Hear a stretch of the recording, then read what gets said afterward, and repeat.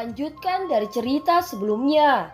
Pada saat ini Xiaoyan memfokuskan tujuan utamanya dengan mencari rumput jiwa. Ketika dia baru saja menelusuri hutan ilusi ini, tiba-tiba Xiaoyan bertemu dengan sekelompok besar. Mereka dipimpin oleh pria muda berbaju biru dengan rambut panjang. Hal yang mengejutkan Xiaoyan bahwa wajah pria ini sedikit akrab.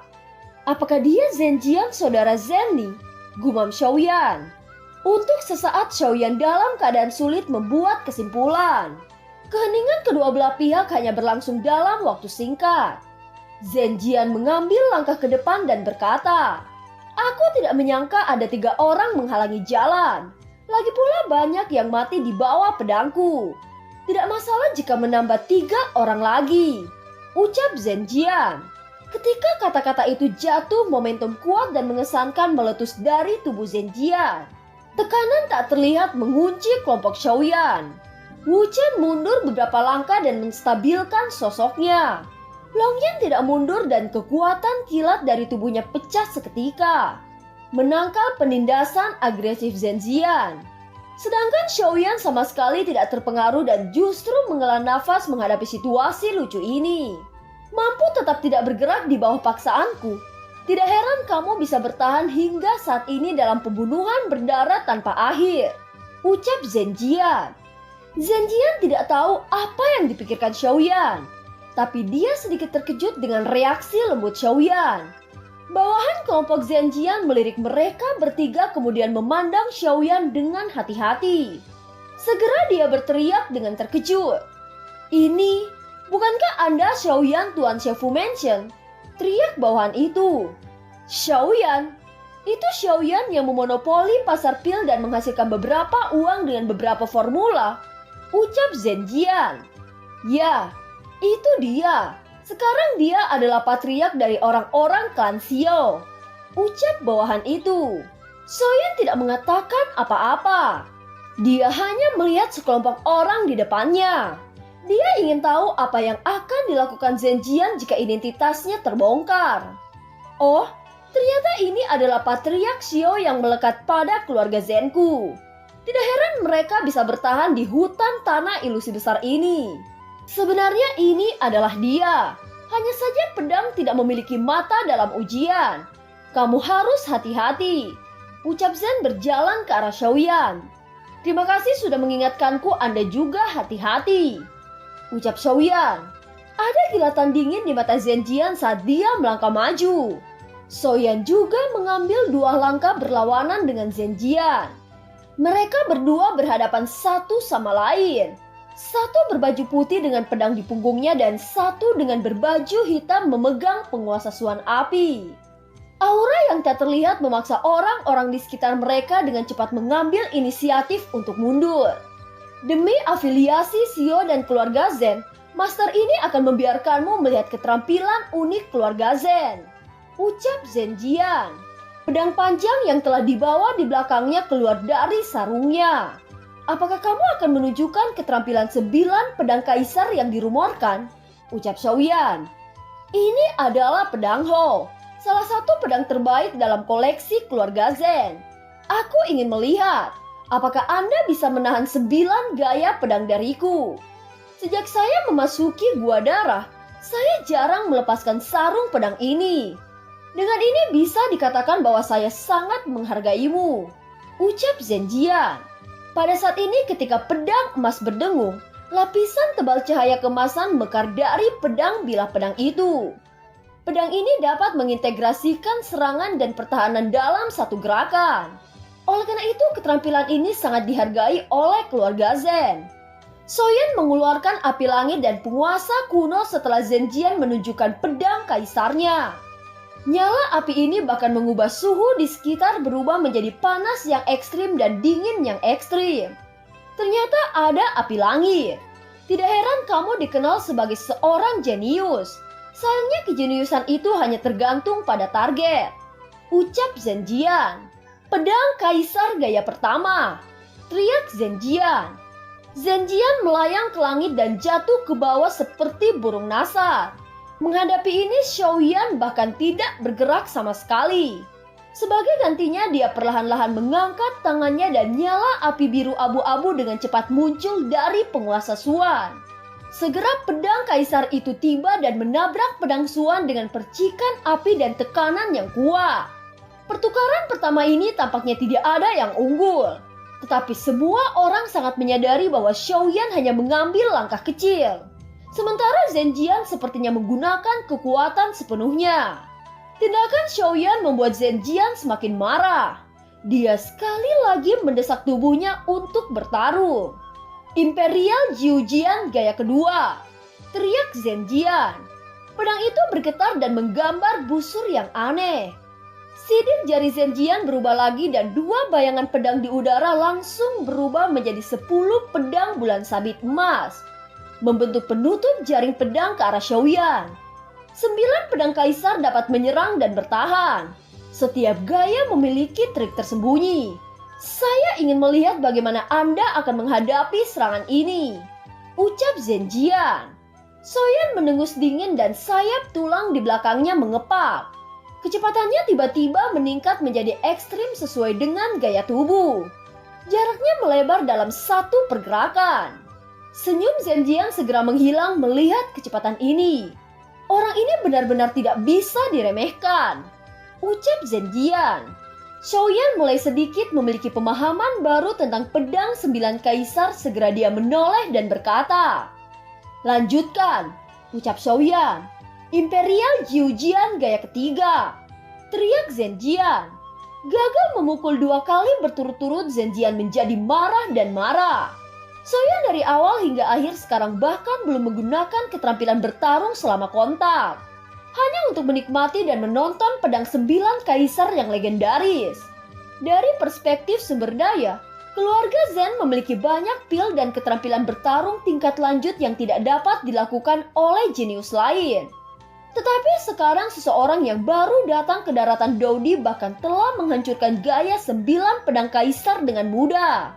Pada saat ini harga diri Zhenjian dipukul lebih keras dari sebelumnya.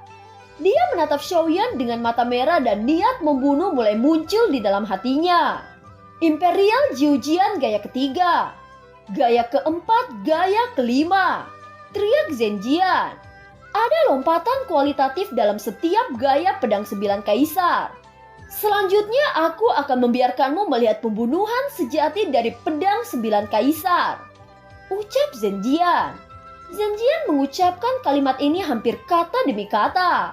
Wajahnya menjadi sangat suram. Mata Xiaoyan tiba-tiba menjadi lebih serius.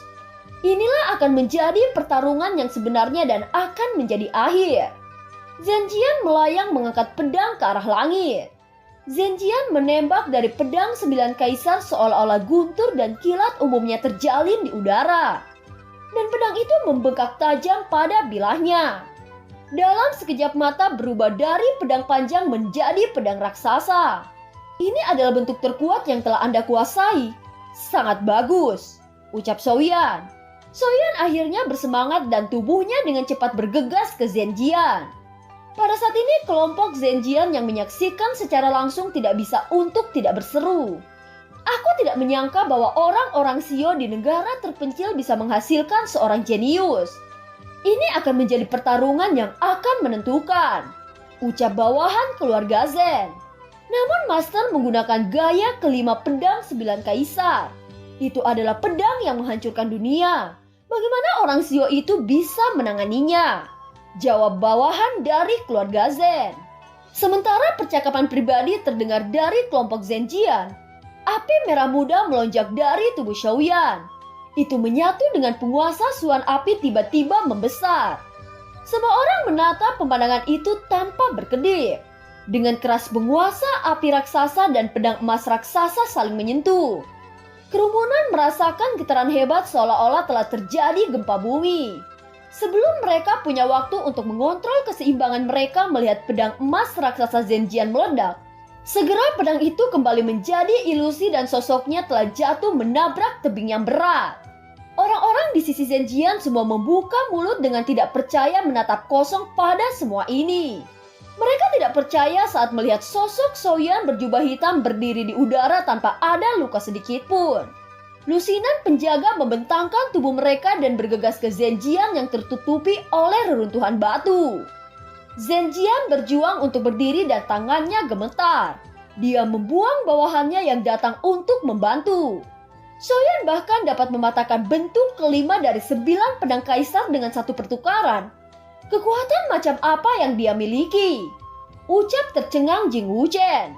Saudara Zen, jika Anda berlatih gaya ke-6 dari pedang 9 kaisar, saya yakin bahwa saya tidak bisa menahan serangan dari Anda.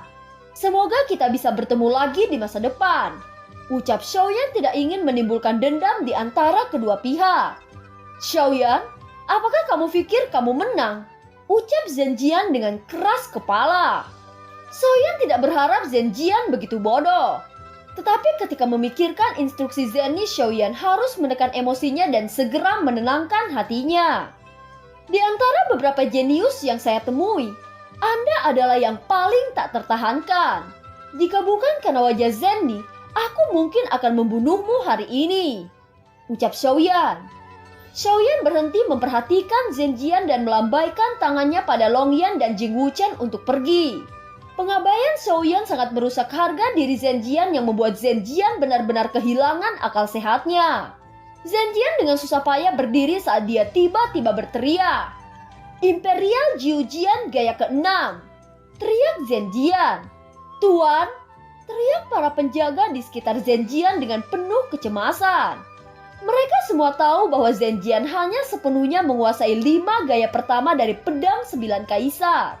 Meskipun ambang gaya ke-6 telah terlihat, masih sangat jauh dari benar-benar menguasai gaya ke-6. Jika bentuk ke-6 dilakukan secara paksa, genggaman yang tidak tepat kemungkinan besar akan menjadi bumerang oleh teknik pertempuran. Dan konsekuensinya akan menjadi bencana. Jika sesuatu terjadi pada Zenjian, tidak ada dari mereka yang bisa lolos dari kesalahan karena perlindungan yang tidak efektif. Bagaimana mungkin mereka tidak terburu-buru? Sayangnya kemarahan ekstrim telah membuat Zenjian kehilangan akal sehatnya. Pada saat ini ia hanya punya satu pikiran di benaknya, yaitu membunuh Xiaoyan tidak peduli berapa banyak ia membayar. Karena hanya dengan membunuh Xiaoyan semua rasa malu bisa dihilangkan. Begitu Zenjian melambaikan tangannya, pedang yang dimasukkan ke dinding tebing terbang keluar dari dinding seperti sambaran petir di tangan Zenjian. Zenjian memegang pedang dengan kedua tangan, tiba-tiba pedang itu seperti es. Fluktuasi energi dingin tampaknya menghancurkan segalanya. Seluruh luang mulai bergetar hebat. Namun Zenjian tidak bisa mengendalikan kekuatan besar dari tipe ke-6. Tangannya gemetar dan darah tulus keluar dari pori-porinya. Sepintas itu seperti manusia berdarah. Tuan, cepat berhenti. Kamu tidak tahan dengan serangan pedang ini. Itu akan mengancam jiwa Anda. Teriak banyak penjaga di samping Zenjian setelah melihat bahwa situasinya tidak baik. Semuanya pergi dariku. Teriak Zenjian. Rasa sakit yang hebat merobek setiap inci kulit Zenjian. Dan wajah Zenjian telah sangat terdistorsi. Tetapi dia tidak berhenti, sebaliknya dia mengayunkan pedangnya ke bawah. Merasakan serangan Zenjian, Xiaoyan mengungkapkan ekspresi dingin di matanya. Sangat bodoh, maka aku akan melakukannya untukmu. Ucap Xiaoyan. Api warna-warni melonjak di tubuhnya. Itu menekan momentum kekerasan dari tipe ke-6 Zenjian. Sementara Zenjian berusaha keras kesulitan untuk mengendalikan gaya ke-6 dari pedang pendekar emas, tubuh Xiaoyan melesat menggunakan langkah cahaya dengan cara tak terlihat. Yang mereka ketahui bahwa sosok Xiaoyan sudah berada di depan Zenjian dan api langit menghantam dadanya dengan keras. Tubuh Zenjian yang sudah terluka semakin terluka saat terbang jauh ke dalam tebing dan membuat guntur yang menggelegar. Semua orang penjaga Zen memiliki ekspresi pahit. Jika Xiaoyan berniat membunuhnya, maka Zenjian tidak akan lolos dari tangannya. Dan film pun berakhir.